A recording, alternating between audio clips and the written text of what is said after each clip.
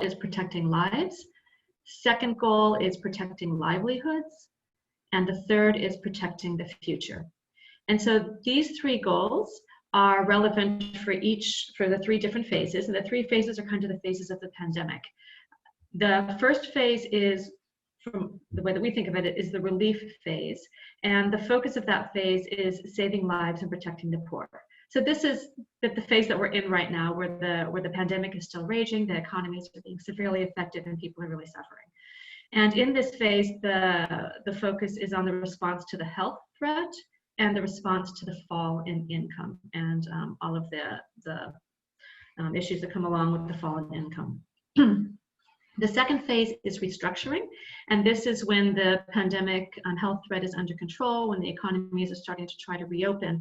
In this phase, the World Bank will focus on business growth and job creation. This means restoring human capital, support to firms to get up and moving, and strengthening health systems. And then the third phase we call the resilient recovery phase, and this is when the pandemic is over, the economies are up and running again. And the focus in the resilient recovery phase is strengthening policies, institutions, and investment for the long term. And this means building a more sustainable, inclusive, and resilient future across multiple dimensions, so that if another pandemic or other massive shock to the well-being of people happens, that our client countries are ready to deal with it, and there are fewer negative impacts that's happened during this pandemic.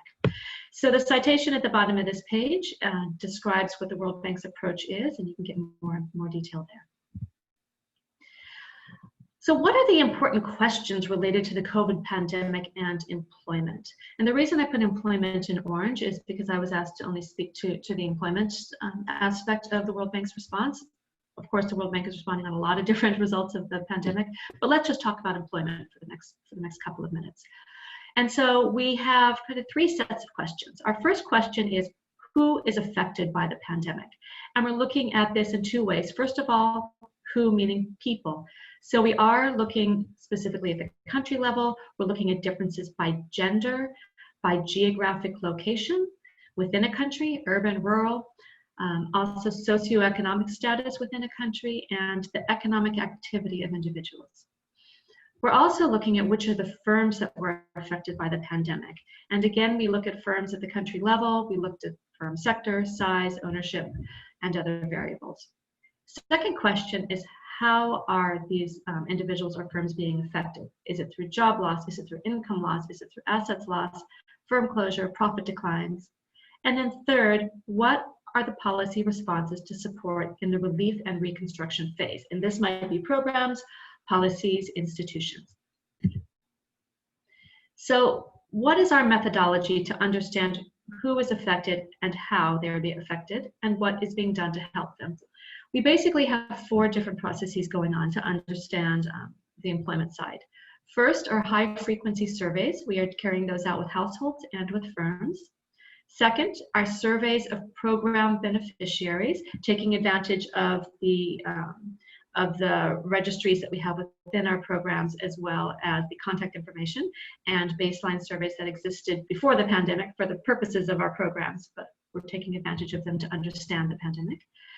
Third is monitoring what it is that different governments are doing or societies are doing in order to manage the pandemic. And fourth is modeling and simulations. So today I'd like to share with you, to give you a flavor of some of these methodologies, or some of these tools and what's coming out of them, I'd like to share with you two examples. First are high frequency surveys for households, and second is surveys of program beneficiaries.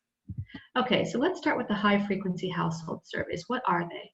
They are phone surveys that look at the impact of COVID-19 on households and individuals. They explore four different aspects. First is knowledge and concerns about the pandemic. Secondly, access to food and other basic needs. Third, employment and income loss. And fourth, safety nets and coping strategies. So the high frequency household surveys are under preparation or being implemented in more than 100 countries. And this is a World Bank-led initiative, but we're working in collaboration, of course, with our client countries.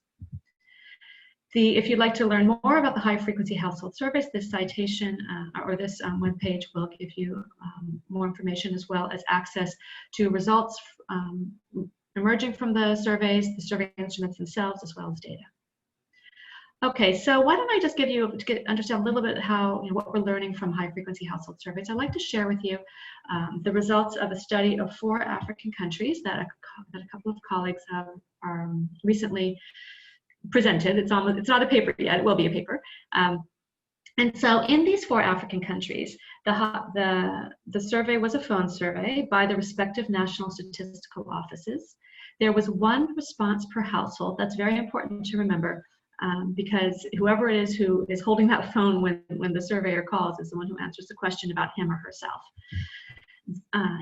Youth are underrepresented in the survey. That's not intentional, but it's a result of 1 response per household. So youth are about 5 to 10% of respondents in the survey, even though we know that youth are about 20% of youth being age 15 to 24 are about 20% of the population in the 4 countries.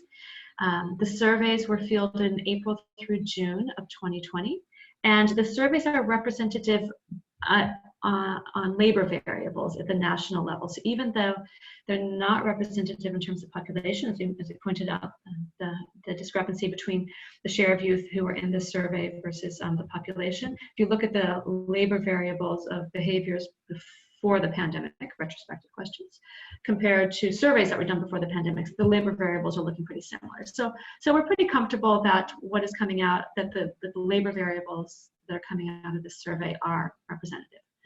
All right, the 4 countries are Nigeria, Ethiopia, Malawi, and Uganda. And I'd just like to share a couple of slides with you to get a flavor of what we're learning.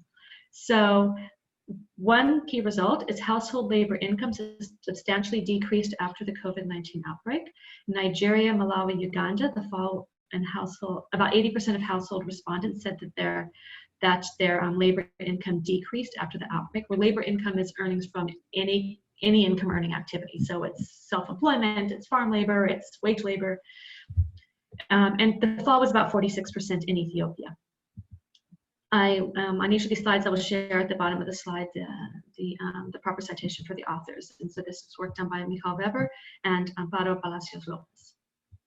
Second result, same study, households' labor income decreased by job types. Remember I mentioned that we were looking at people by different variables. Well, one is, what is their economic activity status? What is their job type?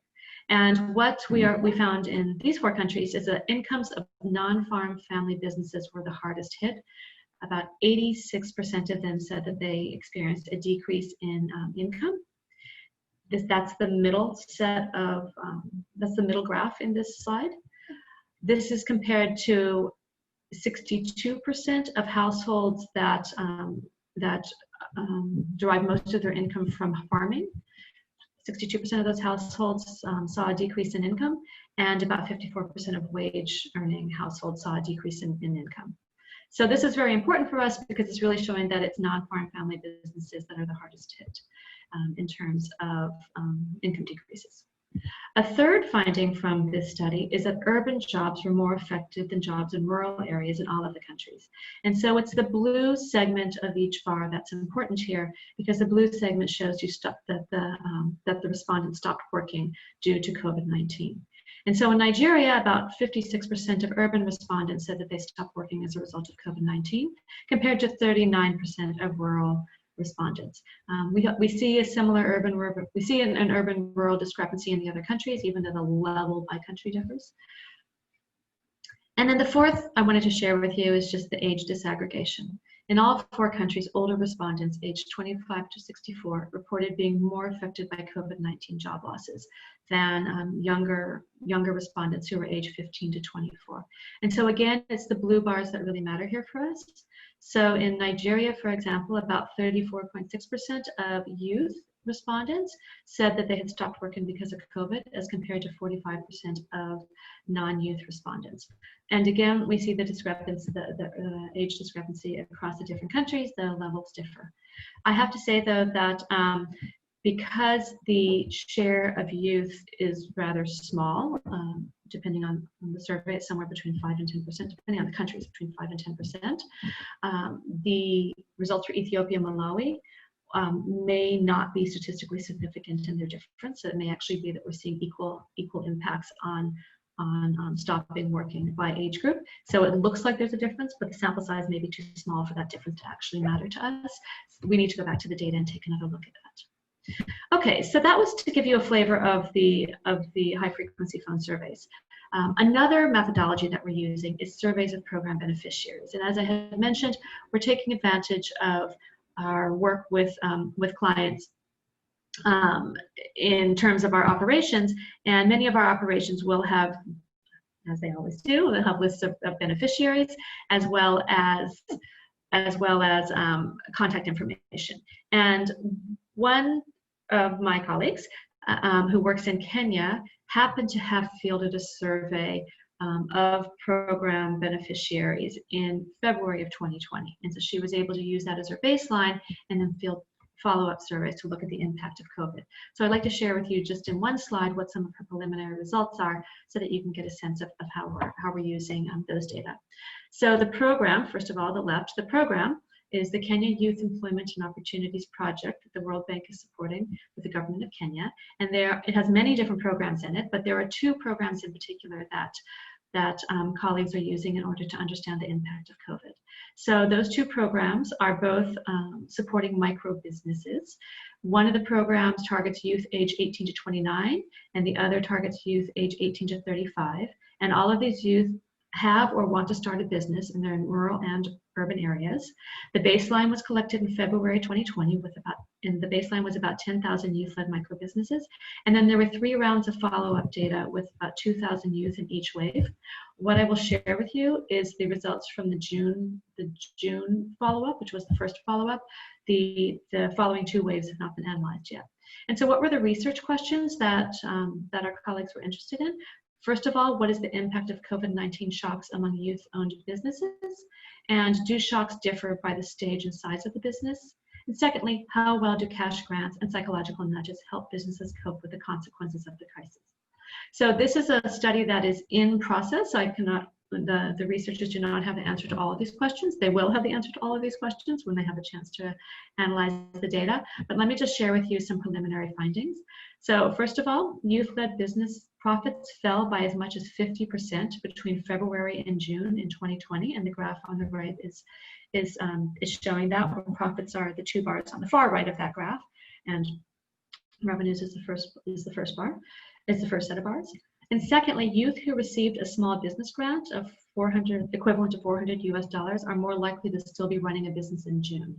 And so they had received that grant in February of just after February of 2020, and the grants were randomly distributed to beneficiaries, and so we actually are comparing similar types of beneficiaries. The only difference being one group received the grant, the other did not. So the citation at the bottom of the page are the authors who are developing this study. As I had mentioned, so that's just 2 examples of data that we're using and how we're understanding the crisis. As I mentioned, there are several others. One are high frequency firm surveys. The URL listed here can give you more information on those kinds of surveys. And basically, we have conducted high frequency firm surveys by phone in 51 countries with over 100,000 firms. Actually, this website gives you a paper that summarizes the results. We also are monitoring country responses, and we have a lot of different websites with that information. But this gives you an example. This URL provides a link to you of the monitoring that we're doing of labor market programs, and then we also are doing simulations and modeling across a lot of different aspects of the crisis. And the website here will take you to some of those exercises, papers, results. So if you'd like more information about what the World Bank is doing, I invite you to visit us on this website. Thank you very much.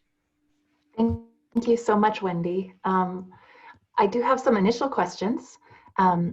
for you. And also I would remind attendees that they are welcome to enter any and all questions they have for the panelists into the chat box so that we can make sure to pose those to the speakers. We will be sharing the PowerPoint with all attendees as well. And I wanted to start off the questions. You presented a couple differential impacts, particularly highlighting the urban-rural divide and some differentiated impacts by age.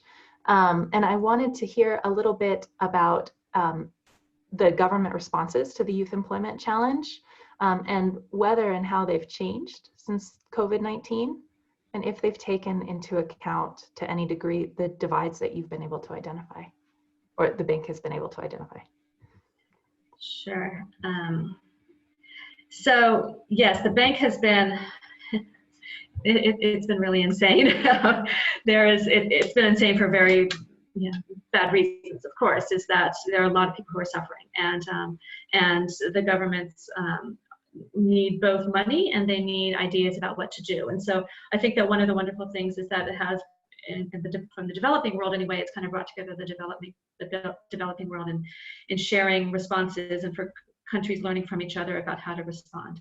So during the relief phase, there is not a lot of attention on employment because the economies have so dried up, and particularly so many of our countries are in lockdowns, and so but businesses just can't function. And so the focus right now has not been so much on employment during the relief phase. The focus has been more on either getting resources to people so that they can continue to eat and take care of their of the necessities of life, trying to keep young people in school and or educated, not in school but actually educated.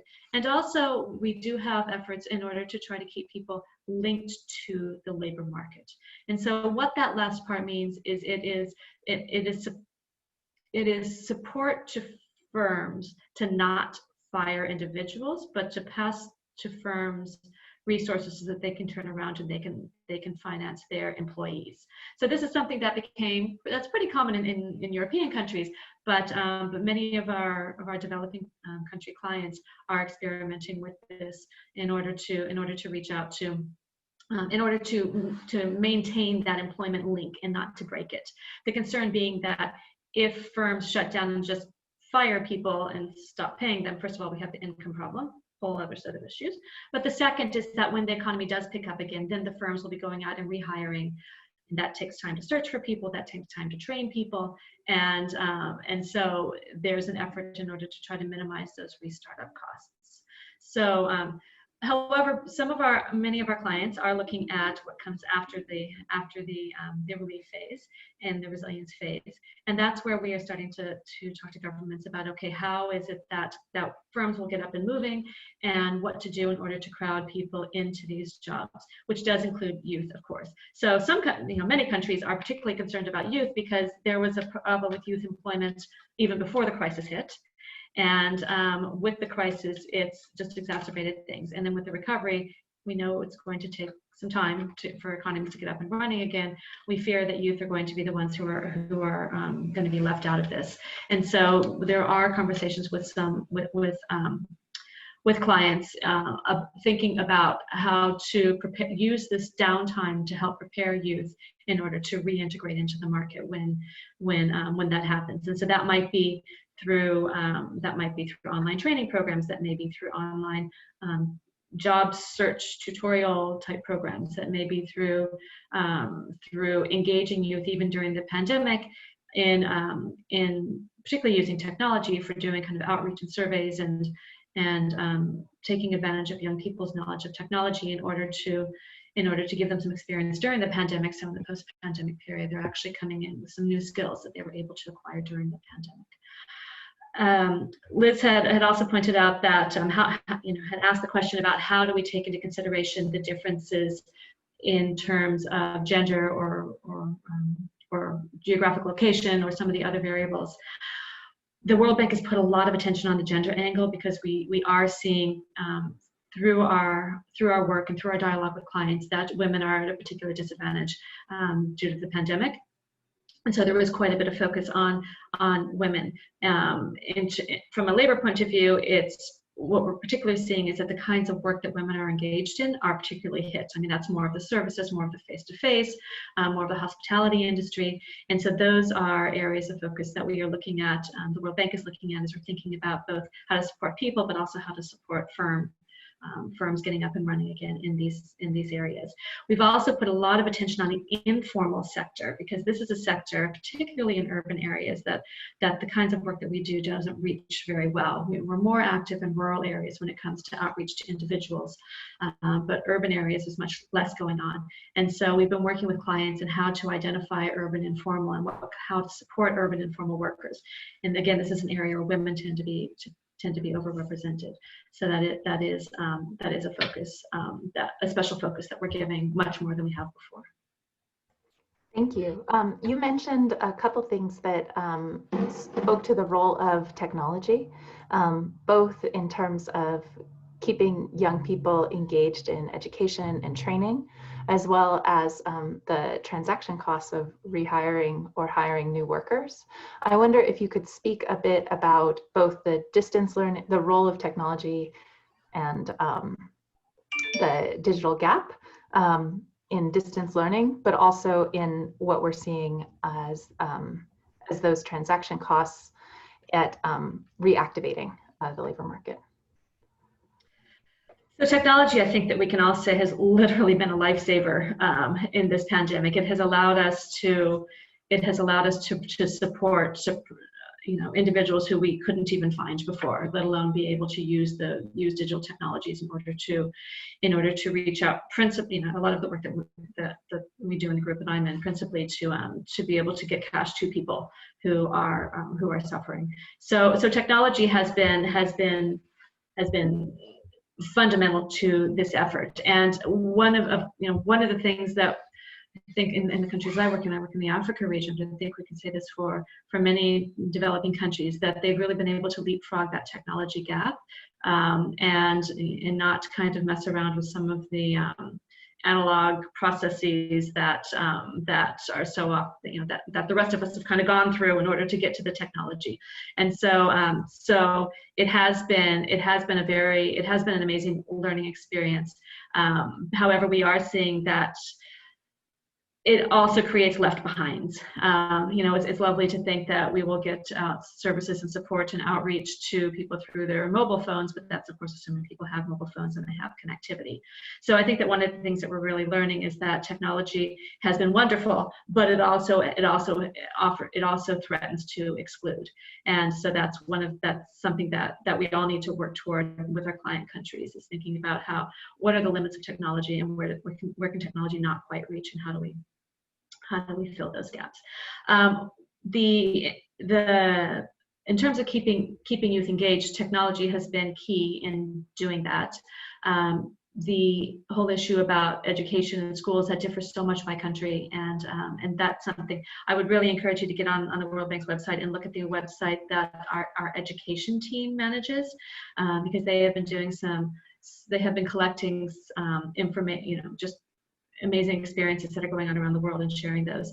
So I think that I couldn't give justice to it in this conversation, but I would really encourage you to take a look at the World Bank's website, the World Bank Education Team's website, and they are constantly having seminars and putting out documents that are sharing some of the challenges as well as some of the creative responses. Thank you so much, Wendy. I think we have time for one short question. And I think this speaks to the around urgent assistance programs. So how can we make sure that urgent assistance programs, both social protection and safety net programs, do not create unintended dependency and negatively impact employment rates? It's a great question. And I mean, it's a question that we're asking all the time, is that we don't want to, in an attempt to help, end up creating incentives that actually hurt.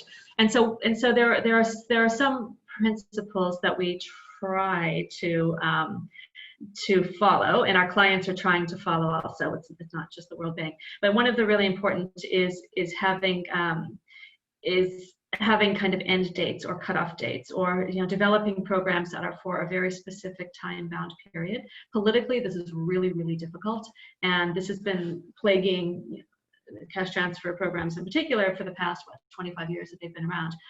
But this is something that we are increasingly encouraging our clients to build in, is that there is some exogenous, some external information that says now it's time to shut down the program. And so this may be legal, the way that the program extension is written into the law, or it may be creating a parallel program rather than topping up an existing program.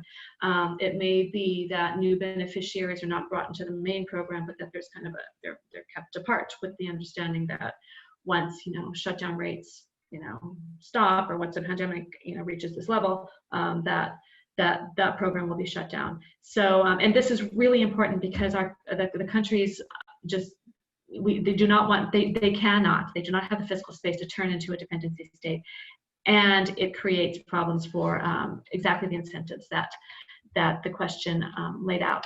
So one of the areas that we're also working very, very diligently on is transitioning people off of receiving cash and into livelihoods programs.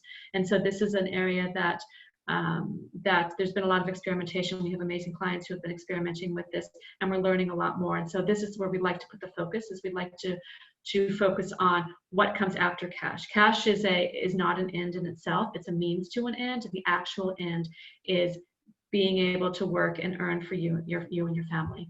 So that is definitely a big agenda item that we and our clients are starting to work through, and that's how we do hope to kind of shift the thinking away from just cash and into the market. It's not a great time to do it, given how economies are looking, but that's the reality of what needs to happen. Thank you so much, Wendy. I appreciate your presentation and your candid response to all these questions. I know that you're having to drop off the line, so we will transition to Lisa Corsetto from JPAL, who will be speaking particularly to that final point you made around the importance of jobs and employment. So with that, we'll turn it over to Lisa. Great, thank you so much. Let me go ahead and share my screen here. All right, can you see that all right? Yes, I can see just fine. Thank you so much. Perfect. Okay. So thank you so much, everyone, for joining. And Liz, thank you for organizing this important conversation. My name's Lisa Corsetto. I'm a policy manager at JPAL. We're a research center based at MIT in their economics department. I manage JPAL's labor markets and firm sectors. And I'm really excited to connect with you all today and share about a new research initiative we launched this year called the Jobs and Opportunity Initiative. We call it JOY for short, so I might say JOY throughout this presentation. I'm referring to this initiative. And to share how we've used some of the resources of this initiative to try to be helpful during the pandemic. So I'll share a bit about some of the research we've been supporting and what types of questions the researchers are asking in these projects. So just to motivate this, and I think some of this will kind of tie back to what Wendy was sharing about, to motivate the focus of our initiative. I don't think this information will be a surprise to anyone in this group, but globally, even pre-pandemic figures, over 190 million people were unemployed, and we expect these figures to be a lot higher once they fully capture the economic recession caused by COVID. And as Wendy mentioned, even pre-pandemic, youth on average face triple the unemployment rates faced by adults, and we think that unemployment can contribute to a range of factors like low productivity, reduced social cohesion, et cetera. So this employment question is super important beyond the livelihoods goal. And as you all know, just because someone has a job does not guarantee they have a good job. And so many people face low earnings, difficult hours, unsafe conditions, and insufficient benefits. And so, while the global community has been responding with a suite of programs and private sector development reforms, a lot of the evidence on which solutions work is pretty inconclusive in this space. So that was sort of our motivation for launching this research initiative.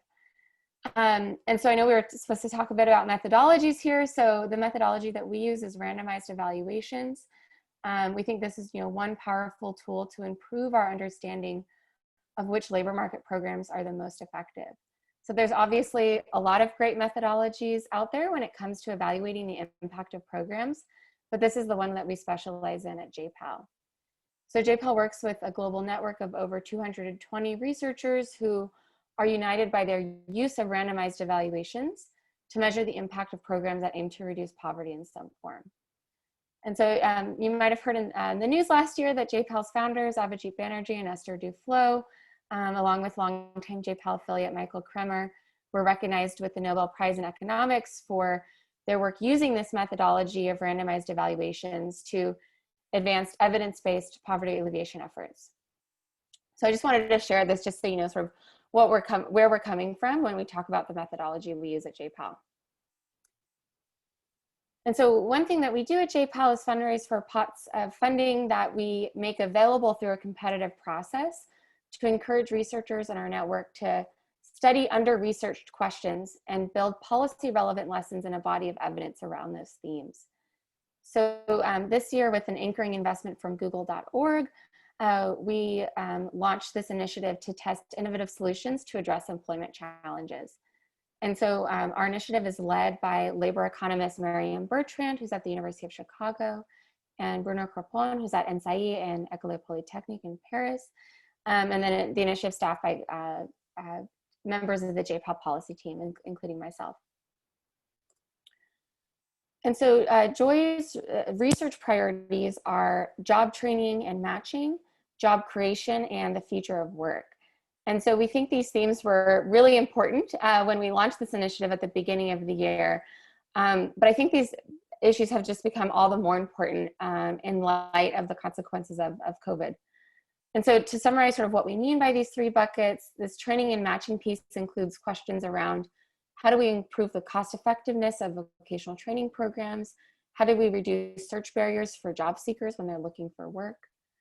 On the job creation piece, this includes measuring the impact, for example, of public works programs, business training programs, or giving cash grants to entrepreneurs. And then the future of jobs could include questions around preparing workers for the changing demands of the labor market, building in protections for gig and informal workers. I think we're seeing in the pandemic, when it's really hard to target sort of social assistance to these informal workers, how important that is to have systems in place. And for example, supporting women to be able to fully participate and access the labor market. So those are just like a few examples of kind of questions we'd be asking under each of these buckets that are within the focus of this initiative. And so as we all know, and sort of why we're here having this conversation today, is that COVID-19 has really disrupted and altered labor markets globally. And so for us, sort of having this infrastructure in place for this initiative allowed us to respond quickly to some of the research needs associated to the sort of economic impacts of the pandemic. So since March, Joy has supported 9 research projects to help us understand how vulnerable workers are being impacted by COVID, and to gather sort of actionable data on how to design effective policies aimed at protecting these workers. So really there's sort of 2 main buckets of research here, and I'll go through an example or 2 of each. So first is sort of understanding the impact, like how are people, and I know Wendy shared examples of some of this as well, how are people being impacted by the pandemic? And then the second question that we're asking and trying to test is, what is the impact of different new innovative policies that policymakers are designing to try to protect these vulnerable workers and to try to respond quickly? And so I'll note that a lot of this work doesn't focus exclusively on youth, although youth are certainly like an important component of a lot of these populations in these studies. But we think that, answering some of these questions is particularly important when we think about how to protect the most vulnerable and marginalized workers, such as youth and such as women, for example. So let me go ahead and share some examples here. In the interest of time, I'm not going to go through all of these, but just wanted to give folks a snapshot. And if you're interested, there's links, and I'm happy to share a bit more on these different studies. But just wanted to give you a snapshot of what are the different studies that we've been supporting through this work. And so now let me share in a little bit of detail a few specific examples. So I think a lot of us have probably heard how, across India, millions of migrants returned from cities to rural villages in the wake of the COVID outbreak and the nationwide shutdown.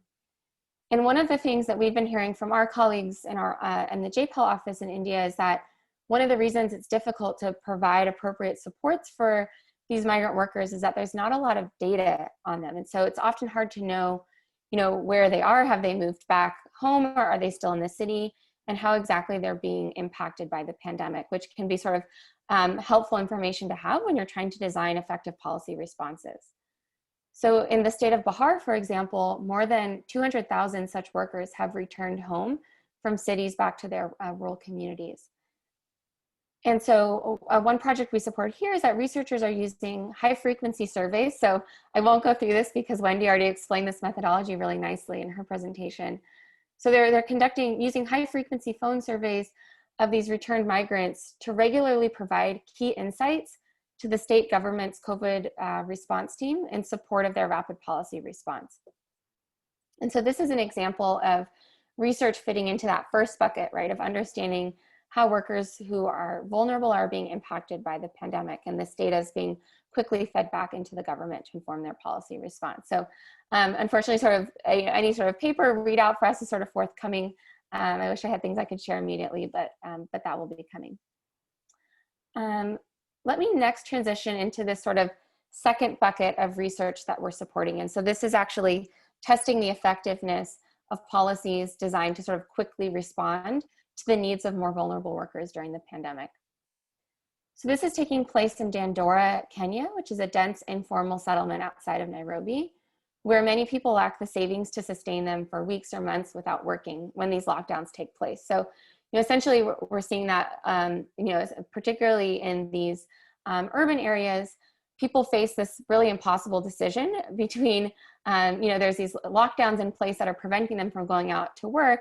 But if you kind of rely on your daily earnings to feed your family, you're kind of facing this impossible choice. And so researchers here are testing the effectiveness of delivering cash grants that are equivalent to about a month's worth of earnings to female microenterprise owners during the outbreak. And the researchers will measure how these cash grants impact both business outcomes, such as sales, pricing, costs, employment, inventories, both during and after the pandemic. And they're also looking at the ability of households to abide by social distancing. So for families that get this cash grant, does that better enable them to be able to abide by social distancing guidelines? And they're also measuring entrepreneurs' perspectives about the severity of the COVID outbreak. And then let me share just one more example, and then I'll close here. So in Myanmar, many garment factories have shut down due to the pandemic. And these manufacturing shutdowns are breaking valuable ties between employers and workers. So again, Wendy gave a nice sort of primer to this when she shared about how, one of the big concerns here is that it can be really costly and time intensive to make good matches. It can be expensive to sort of create good matches in the labor market. And so even if a lot of these jobs come back after the pandemic, there may be this extended period of friction because this matching process is not seamless. And so protecting these work relationships may mitigate COVID-19's longer term impacts on employment, wages, and the quality of matches between workers and firms. And so in this study, researchers are working with partners to offer wage vouchers of differing amounts to workers who have recently lost their jobs in garment factories to evaluate whether these can help protect work relationships. So essentially like subsidizing people to get sort of re-employed back with their employer in the garment factory where they were previously or in a different garment factory. And so this is sort of, in some ways simulating a lot of the policies that we've seen in a lot of European countries, for example, but I think this is a really novel approach in other regions. And so one thing I'll just note sort of in closing is that I think in all three of these examples I've shared, what we've seen was that one thing that really helped in terms of allowing researchers to sort of quickly pivot into getting valuable data that we think can inform policy responses to the pandemic was that these researchers already had sort of deep pre-existing relationships in these regions. They had ongoing randomized evaluations that they were conducting. And so they already sort of had the infrastructure in place to sort of quickly respond and try to be helpful during this time. So with that, let me close. Thank you so much. This link has more information. There's sort of summaries of each of those projects, the 9 projects that we funded, but really happy to answer any questions. Thank you very much, Lisa. I will be actually engaged with some questions from the audience. So if anybody has any question, please share with us on the chat room. But I would like to start with a question from my side and look for the chat room for further questions. First of all, thank you so much. This is very rich presentation. We really appreciate it. And I know you referred several times to what Wendy said. So I think between the three perspectives, Wendy bring and you bring, Wendy brought and you bringing now, and of course next Catherine, the perspective of donor and the perspective of research and how critical is research-oriented approach to change policies.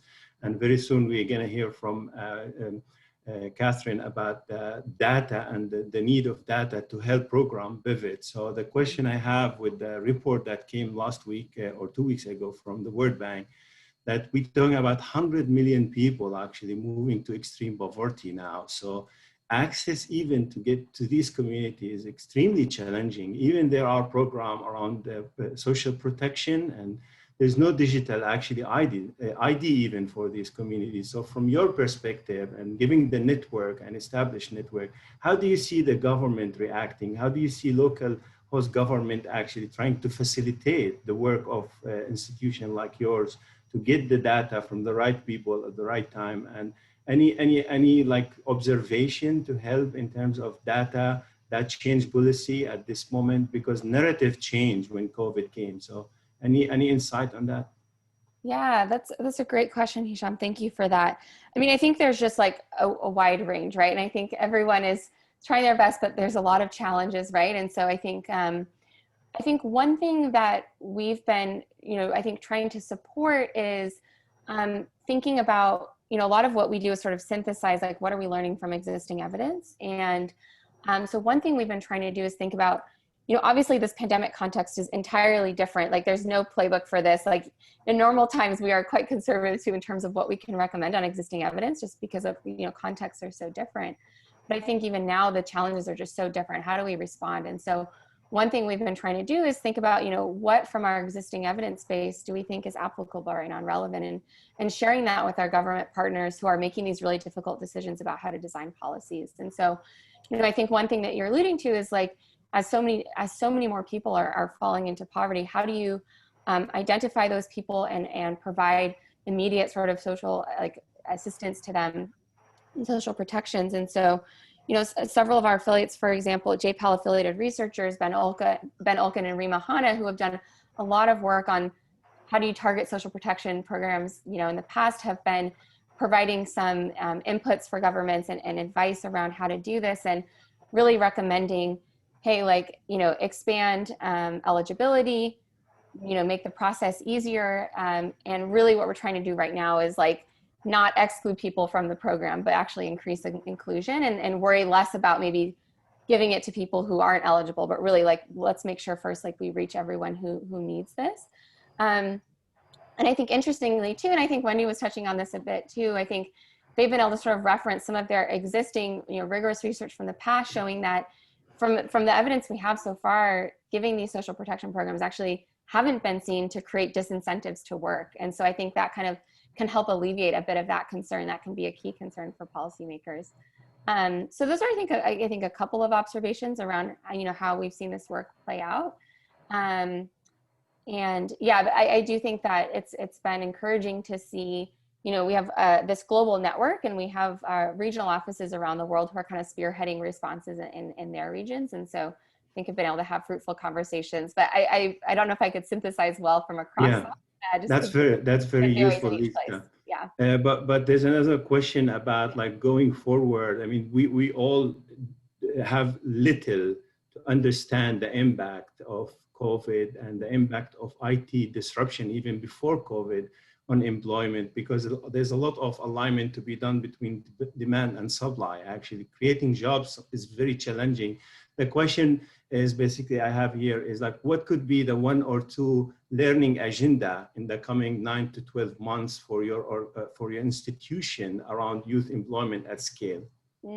Yeah, thank you. That's a great question. So one thing that we've been thinking about a lot, which I think is on everyone's minds, is this question of job creation, right? And so I think, there's one thing which we've already talked about is like, can we help preserve as many of those matches in the labor market as possible? But then there's just all this inherent sort of job loss that's happening. And so how do we create new jobs in light of the pandemic? And so this is sort of the work of this firm sector, which JPL actually just launched a couple of years ago to try to generate. We think there's really not a lot of evidence on this job creation piece. And so this kind of runs the gamut in terms of, I think some of the most interesting questions in my view in terms of the research agenda moving forward is how do we best identify and then provide targeted support to entrepreneurs who we, kind of categorize as from high growth potential, who can be growing their business and creating more jobs for other people. But then I also answering questions around how can we increase people's market access to like international markets, for example, to be selling their products. And there's been a little bit of preliminary research on that in Egypt around rug manufacturers and how their productivity increases a lot when they get access to foreign markets and just the impact that can have. And I think there's a lot of unanswered questions around how to sort of leverage trade policies to support job creation and job growth. So I think those are a couple of things. There's a lot more I don't want to bore you with all of it, but those are a couple of things that are top of mind. That's very, very helpful. And I just want to remind everybody that this is a learning community and we would love to keep the discussion because we, as I said, we know little about what works. And that's actually could be a segue to our next speaker. Generation has a data focus. First of all, thank you very much, Lisa. I really appreciate it.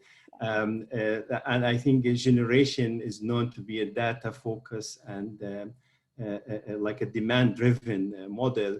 And we are actually very lucky to have Catherine to talk about the survey they did recently in this regard to better understand what kind of pivoting that models need to look at to really respond to COVID. I would turn it to you, Catherine, at this moment. Thank you. Thank you.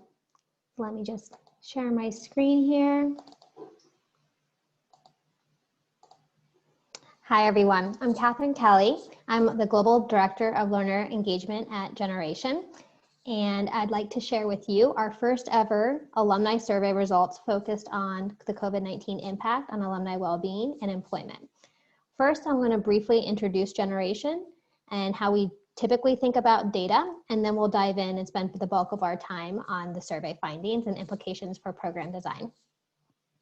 So at Generation, we train and place individuals into jobs that would otherwise be inaccessible. We were founded in 2015. We started in 5 countries and now are live in 13 countries.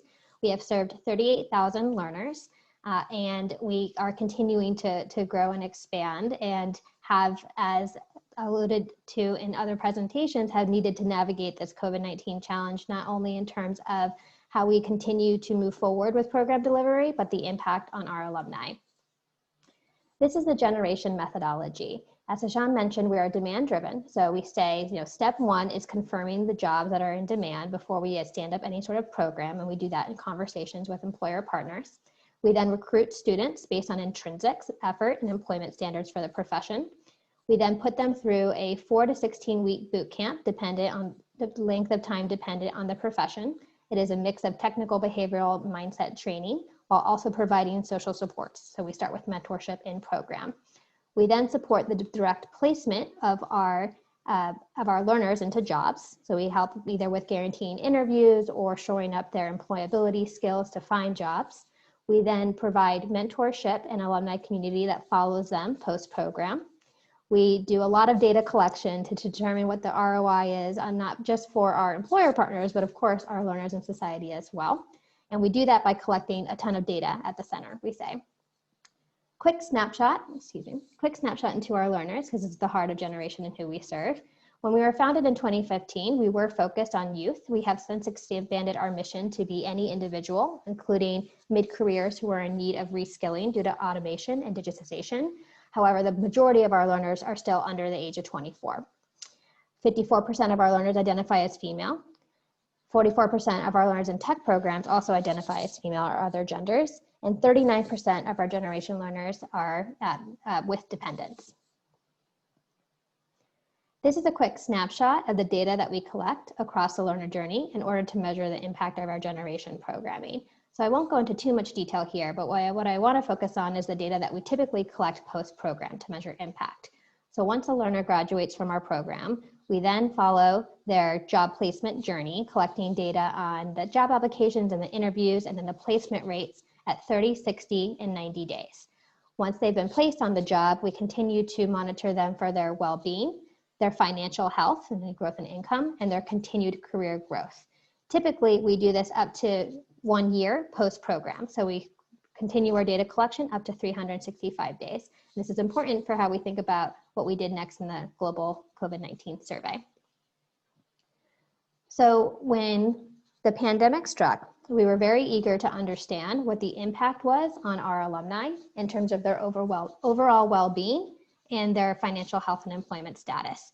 However, we didn't, at this point in time, typically do a full alumni-wide survey at any point. We followed the alumni up to 1 year and then did not necessarily collect much data after that systematically across all of our affiliates. So what we did was our first ever global alumni survey.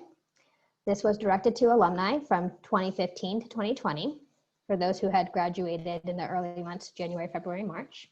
We did the survey in 12 countries and had a 26% response rate, so about 3,000 folks replied. We, in terms of the mode, used Google Form in Americas, Europe, and APAC, so we were able to email our alumni. And then in SAMEA, so in Kenya, India, and Pakistan, we used a phone survey. The topics that we looked at were a general kind of impact and status with generation, basic needs, employment and job prospects, and well-being. So first we wanted to just understand what their current status was and what their level of engagement was with generation. Then we looked at access to basic needs. How are they doing across all of these topics that you can see here on the page, food security, housing, etc. We then inquired about their employment status or their job search and their job prospects. So we wanted to understand if they were employed, what the impact of COVID was. If they weren't employed, what does their job search look like now? We also gathered some feedback from our alumni around the utility of different interventions that we might be able to provide related to employment. For well-being, we looked at the impact of COVID-19 on their sense of optimism or future outlook. And similarly to the employment interventions, we looked at well-being interventions as well. Here's a high-level snapshot of the findings from our survey. Oh, and I should mention that we did not survey all 40,000 alumni because we used a sampling strategy, particularly in India and Kenya, where we have the bulk of our graduates, to make sure that we had a representative sample across all parties. So the first finding was that COVID-19 had significantly impacted about half of our alumni globally, specifically on financial issues and job security. 1/3 of the alumni said they were highly impacted by challenges related to food security and housing. This was predominantly driven by Kenya and India, where the bulk of our alumni are, and transportation, particularly in Kenya and the US. Mental health has been somewhat or highly impacted for 54% alumni. This was a top 3 issue for alumni in Europe and the Americas. We found that female alumni were more impacted by almost every issue, this is in the basic needs category, than males, up to more than a 10% difference for mental health, transportation, strain on relationships, and access to PPE. In terms of the impact on employment, globally, we saw that there was an average decrease in employment of about 11%. 34% of employed alumni either experienced a reduction in wages or loss of hours or job loss. The change in unemployment was consistent across graduation years and gender. We also took a look at the different sector impact. And here we had to, we work across 29 different professions in 4 sectors, but we only had a sufficient response for 2 of our sectors, customer service and tech, to be able to do the comparison. And what we saw was alumni in customer service were more likely to lose their jobs than those in tech. So we saw a bigger decrease, 17% in customer service versus a 10% decrease in tech, and were more negatively impacted if still employed. So 36% of customer service alumni were to either experience job loss or reduction in wages versus 24%. However, despite these challenges, we saw that 51% of our alumni are optimistic about their future and are mostly confident about their employment status and prospects. We did see that this was higher for employed alumni. So 68% of employed alumni were specifically confident about their job security, while 48% of unemployed alumni were confident that they could secure a job in the near future. As I mentioned before, we also asked our alumni to rate the level of usefulness of different interventions focused on employment or well-being. For employment, we asked about interventions related to job placement. So this could be access to general job placement resources, targeted placement support, which is what we do typically in program to help them land their first job, but don't necessarily offer to alumni after that. Placement in temporary essential worker positions, and then also continued training. So this could look like one-on-one career coaching delivered by our mentors, continuous learning, so access to asynchronous or synchronous content to refresh skills, additional training in the same or similar profession. So this is more boot camp driven as opposed to access to resources. And then we also inquired about whether or not alumni wanted to be trained in a new profession. For well-being interventions, we asked about resources and community and support. If they needed accurate information about COVID-19, connections to resources in the community for mental health and well-being, and within community and support, if they wanted to check in with their mentors, see inspiring examples of resilience and support, connecting to the Generation alumni community online, and peer support. So what we saw was by far, alumni preferred employment-related interventions and specifically targeted placement support. So 57% of alumni rated targeted placement support as very helpful, followed by access to job resources and placement in temporary essential worker positions or career coaching. We saw that it was really our countries in SAMEA, so Kenya, India, and Pakistan, that were most interested in temporary essential worker positions. This was not as highly rated as helpful elsewhere. Other regional differences that we saw, US and our APAC countries were really interested in continuous learning and be able to access on their own time, whereas our alumni in Europe and Latin America wanted to have additional training to kind of refresh their skills. While well-being wasn't rated as high as a priority as employment, 30 to 40% would still find those interventions helpful, specifically providing accurate information about COVID-19. I should mention the survey was run May to June, and so that there could be some sort of implication on the timing for that. But this was definitely a top intervention driven largely by alumni in Kenya, US, and Pakistan. Alumni thought it would be helpful to check in with their mentors, particularly if they had said that they were worried about their future as opposed to more optimistic about their future. And then while it was not rated top 3 most helpful globally, in Brazil and in SAMEA, they were interested in community wellness resources, peer support, and connection to the Generation community online. Since the survey, which was completed in June, and then we took time to synthesize the findings, our teams have been hard at work trying to figure out exactly how to best support our alumni. So there's many different interventions in place underway right now that we're seeking to understand the impact of. We have now a new global goal of replacing alumni. So that's one way in which these findings have directly impacted how we approach the work.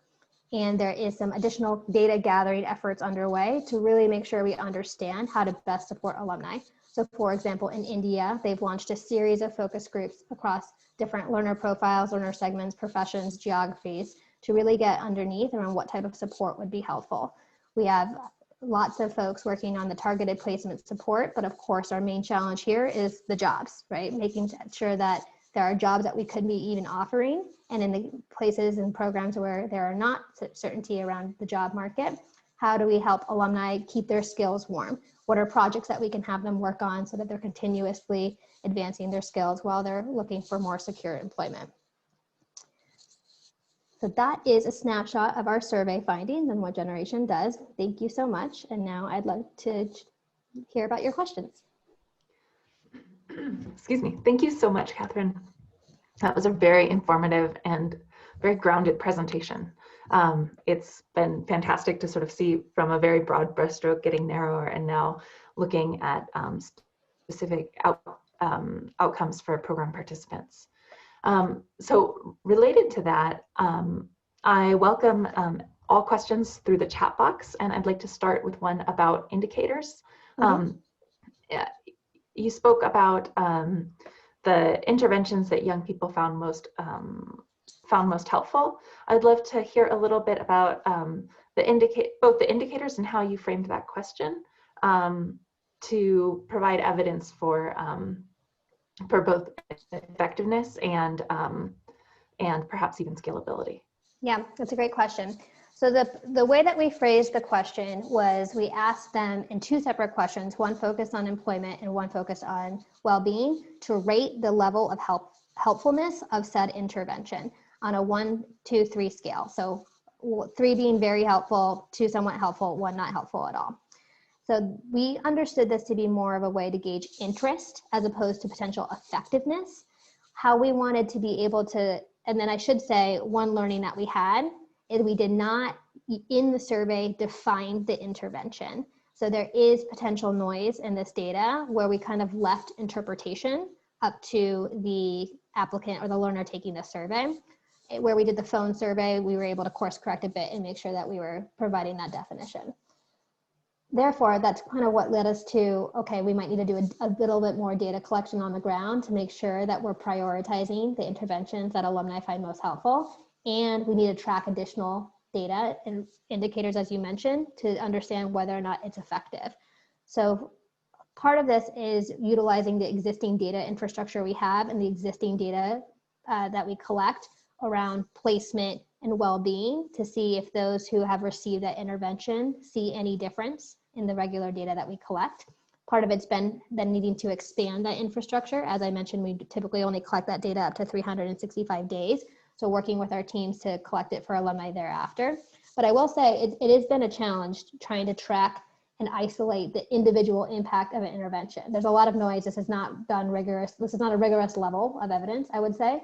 But what we have done is at least collect enough data so that we have whether or not the alumni is participating in it, immediate feedback if they're receiving an intervention around utility at not this survey, but now you've attended this webinar, like rate the utility of this.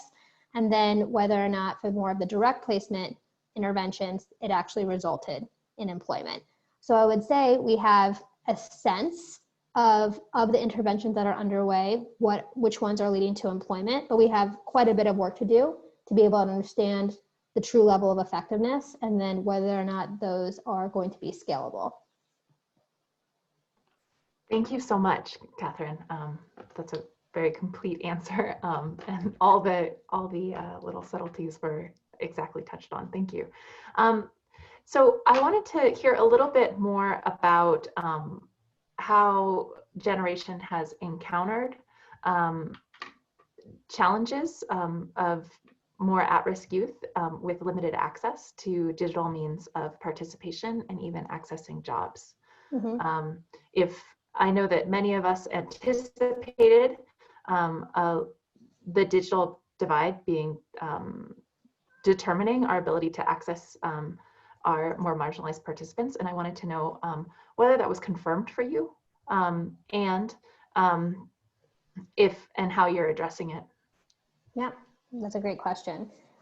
So to start, it's definitely been confirmed. We're living it right now, right? So I think that we have our COVID response in phases. One was the immediate response, which was 4 programs, which were almost entirely in person. We had a couple blended programs going on, shifting to online and trying to complete that in what we call the MVP version of our online approach. What that looked like was for countries where learners had access to tech, throwing it up on Zoom. In countries where that was a bigger challenge, using tools like WhatsApp to deliver course content, using phone calls to try to maintain and stay in touch with learners. Since then, we've done more work to shift to what is probably more a traditional like online delivery model. It's still very much in motion, and it's only in motion for, I would say, a handful of our countries right now as we're still building out programs. And in that work, we've very much taken a look at tech access because we do not want to further the digital divide. We want to make sure that we're addressing any issues with equity and technology. So tactically, what that looks like, for example, in a program in Brazil, is making sure that we understand through the screening process which applicants will need support, will need laptops, will need connective devices to the internet, and being able to provide that. And so that would be like a share of learners. It's been a bigger challenge in our Samia region in Kenya and India, where you have such a high number of learners who do not have that tech access.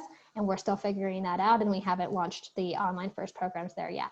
And so I would say it's definitely, so that's around program delivery. Around the alumni support and connection, it is a challenge to also just maintain that the connection to alumni, because alumni, if they did have access to a phone, it was likely a shared phone sometimes, the number changes, we may not have the right email address. And so what this has done is shine a light into additional work that we need to do to maintain the right connection to alumni after 365 days, and to figure out the best way to do that and which tools to use, given we have such a range in our learner profile of who has access to tech versus not.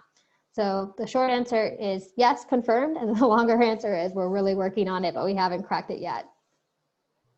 Thank you. That leads to a second question. I think one of the hallmarks of Generation's communications is talking really clearly about ROI. And you mentioned that overcoming the digital divide has implied a huge amount of work for your staff. And also there's an understanding in the field that sometimes digital means of accessing participants can lower costs. And I wanted to hear if you guys have had any initial findings around remote content and impact cost per participant. That's a great question. I think that's probably what we also anticipate in the long term. I don't, unfortunately, have the data at hand to be able to say exactly what's happened, but my impression is that we can serve more learners in a cohort should we do it online. So if a traditional in-person cohort is typically 25 students, in our recent online programs, we've been able to serve up to 50, but we're still figuring out the resourcing around that, because we haven't then reduced the number of mentors, for example, that are supporting those learners in classroom, right? And then there's also, for us, as we shift to an online first program in some areas, we need to still build out all that content and build out the kind of infrastructure around it. So that's also very much in play. So I think the answer would be yes in terms of in the long run, but right now we're still trying to get it all up and running. And so we haven't realized those cost savings yet. Thank you very much. Those are all of the questions that I have here registered. I'd like to switch now to a group discussion that Hisham will be facilitating. So we're going to take a couple minutes and let our event producers turn on mics for everyone. And so while we're doing that, can you please give us a couple minutes of your patience?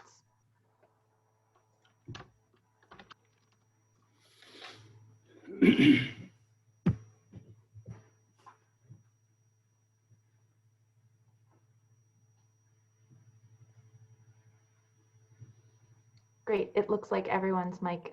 You're all set to mute. Just to give a quick highlight, you're all set to mute. However, you can easily unmute yourself. Thank you. Thank you, Liz, and thank you, everybody. Wendy, Lisa, and Catherine. Very rich presentations, actually. And it shows that the magnitude of youth employment is really huge. And there's a lot to really explore for our working group in the coming 9 to 12 months. And we wanted, first of all, to see if you have any reaction. Anybody has reaction to any of the 3 presentations? And also, most importantly, what do we see as a collectively some kind of a learning agenda for the coming 12 months, given what we heard? You know, business model for youth employment now is much more complex in terms of cost per participant, as Liz and Catherine talk about, and complexity of the model, given the health concern. Also, stakeholders' configuration is much different, actually, post-COVID. It was difficult before. So youth employment is everybody's business and everybody not business. Everybody want to be involved, but everybody doesn't know how to get involved. So I think we hear from also Wendy that making balance between social protection, immediate response, and long-term sustainable economic transformation is critical, really, because we don't want to really be over-consumed with the short term. Also, we hear from Lisa about, you know, the action-oriented research and how critical is data and evidence to change policy around youth employment.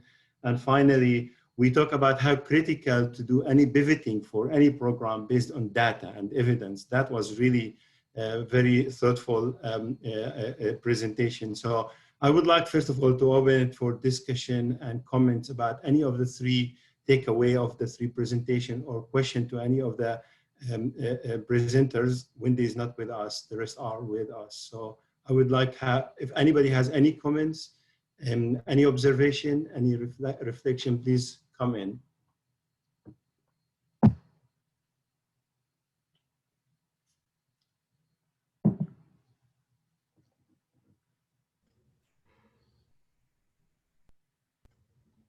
I don't know if people might feel more comfortable speaking if they had a chance to introduce themselves and see who's in the room.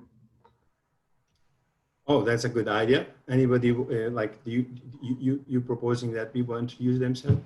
I think that might be great. I'm happy to see everybody on camera if they want, but please don't feel pressure.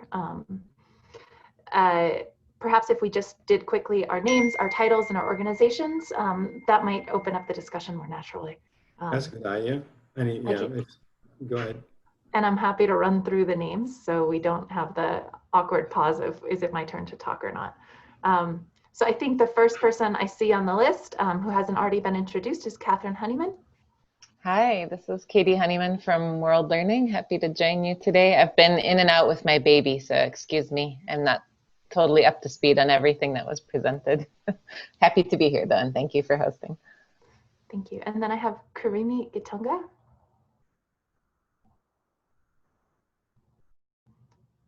I'm sorry, it appears that your audio isn't working. We'll read off, if you can enter, Karimi, your introduction in the chat. I'll read it off for you after Lily Allen presents herself. Go ahead, Lily.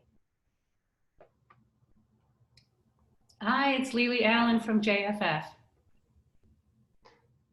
Thank you. And now we have Michelle Marland. Hi, Michelle Marland, Catholic Relief Services. Thank you. Now we have Sabine Faisula. Hi, Sabine Faisula from Education Development Center. Glad to be here. Thank you. We also have Zara Budwani.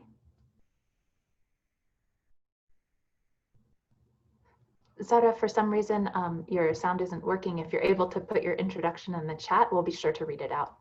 And finally, we have Natalie Colangelo.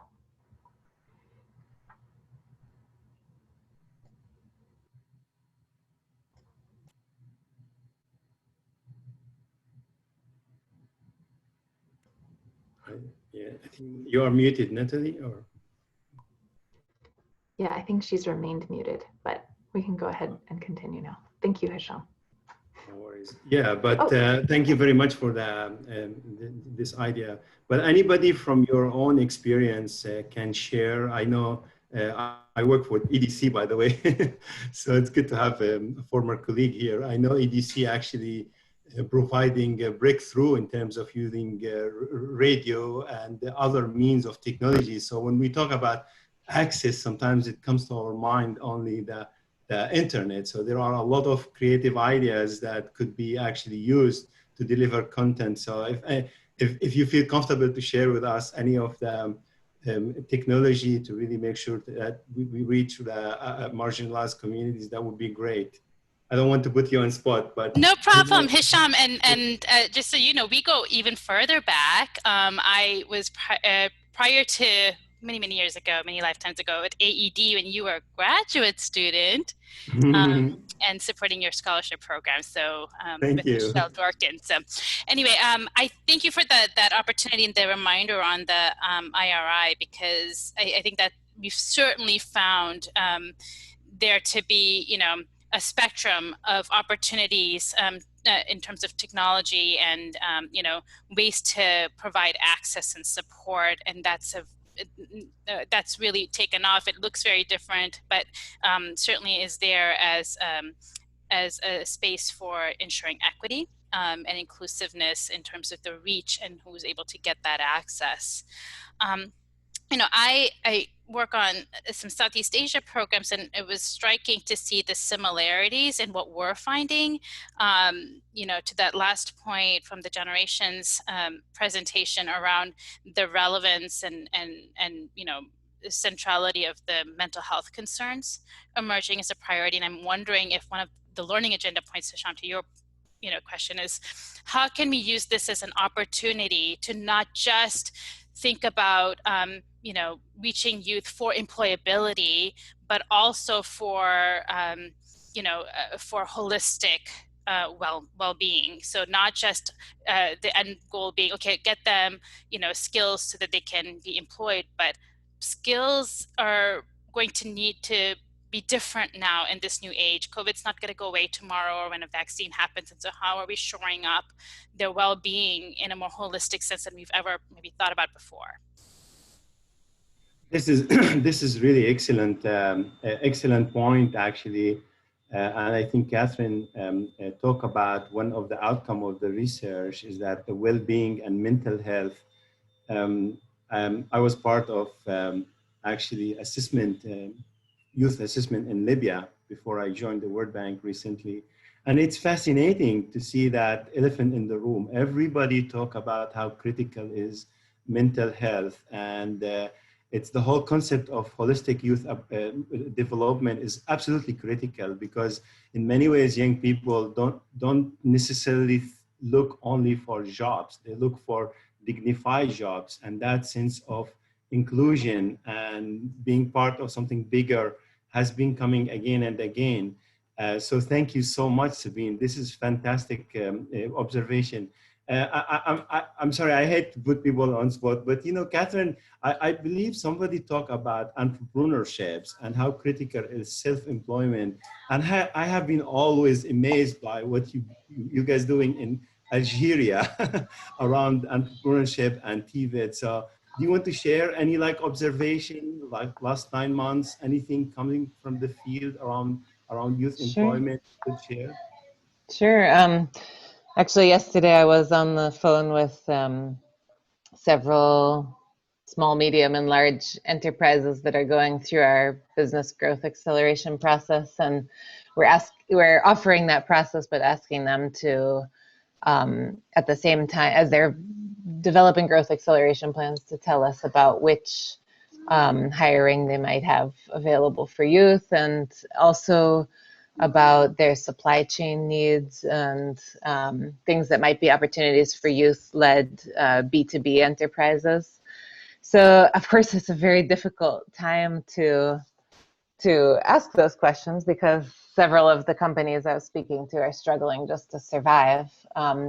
But nonetheless, I feel like when you get down to the granular level with them, they are, they, even to survive, they need certain assistance. For example, a company that's testing soil quality for roadworks needs people who are available to get to do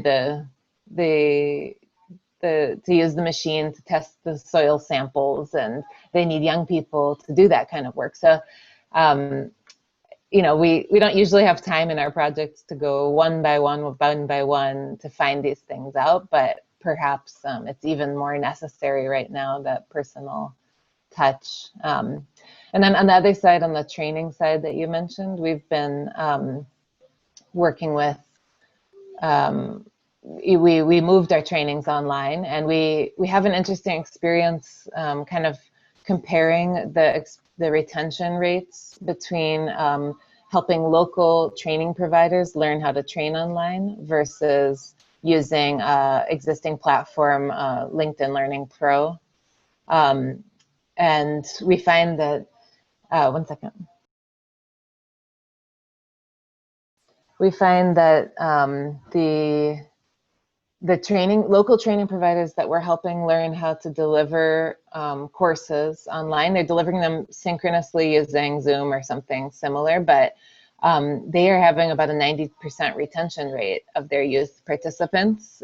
These are trainings for skilled agricultural workers, machine operators, also graphics design, and a variety, but not only tech enabled work. We were looking for ways to still train to blue collar fields, and and that compares to depending on our experience, between 25 to 50% retention for a self-paced online training course like on LinkedIn Learning.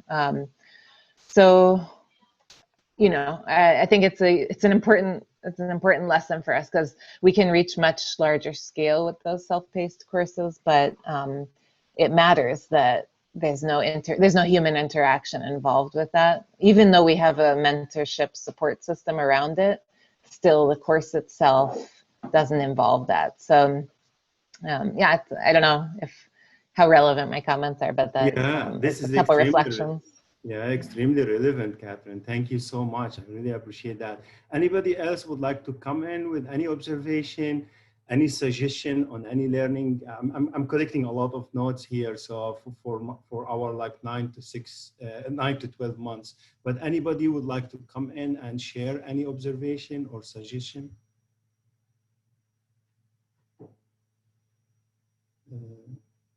If not, I would just have a question to people. I mean, I'm just actually, when I'm talking to policymakers and government officials, like I was talking to the Minister of Youth in Jordan 3 weeks ago or more. He told me that the ministry is overwhelmed by the number of inquiries coming by young people to volunteer. But there is no like an incubator or a way to really channel that energy. So it seems to me there's a lot of inward thinking within the local system now to really look internally to supply products and services and awareness and social media information dissemination. So do you guys know any of like model where like during COVID, there is an effective government program, not necessarily focusing on youth employment, but youth engagement? Because sometimes engagement, we underestimate that, because young people learn a lot through service learning, through like, you know, volunteering activities where the jobs are not available. So you have a choice to really wait versus redirect their energy and put them in the pipeline. So if anybody has any example to share about like a program, that would be good. Otherwise, yeah. Anybody would like to come in, please? We've had to start completely, we historically, sorry, this is Liz. Historically, we do a lot of work to improve job placement services and internship management with TVET systems.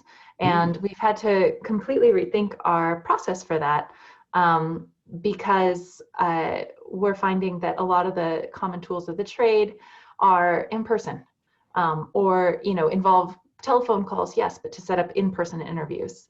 And so we're embarking on a design process that I'd be happy to share once A, we have a product, and B, we have results, but we're embarking on a design process to develop like a community management model via social media, WhatsApp, telephone, to keep the community of graduates engaged, and a similar process for employers, both through organized chambers as well as through the one-on-one visits, which are in many cases the bread and butter of job placement officers. So we're looking at leveraging digital tools, prioritizing those particularly with young people that are zero rated, and trying to transform our job placement and internship management model from sort of a process of a sort of linear process to more of a community management approach. So as we solidify our model and then hopefully eventually get some results, I'd be happy to share how that goes. But that's just an initial thought that we are starting work on contracting. That's fascinating, really, because as I said, I keep referring to my days at EDC. We did a lot of service learning, and it's so powerful because it focuses on first of all a network of school and community college and universities where young people teach other younger and also empower community and solve community problems, but learn a lot of hardcore. It's not like a fluffy or soft skills. It's a hardcore skills that make them employable So I really think it's very useful comment. So I think we have almost 2 minutes, and what I did here, I synthesized some ideas for our youth employment work group under the community of practice. And I want to thank you all for your time, and the presenters, Wendy and Lisa and Catherine, thank you so much. And for the participants staying with us late at the end. So I would like to thank you everybody, and thank you Liz also for co-sharing so if anybody has any question, we have our emails on the screen. Please let us know if you have any questions, any suggestion. We have actually a new website under the community of practice. There will be a page for youth employment. We hope to continue sharing knowledge, and we will keep you actually posted about our agenda for the 9 to 12 months. Thank you again for everybody. Bye-bye. Thank you so much. Thank Bye. you. Thank you. Thank you all. Take care. Bye-bye. Thank you. Bye. We'll reach out with our next meeting. Bye. Thank you. Thank you.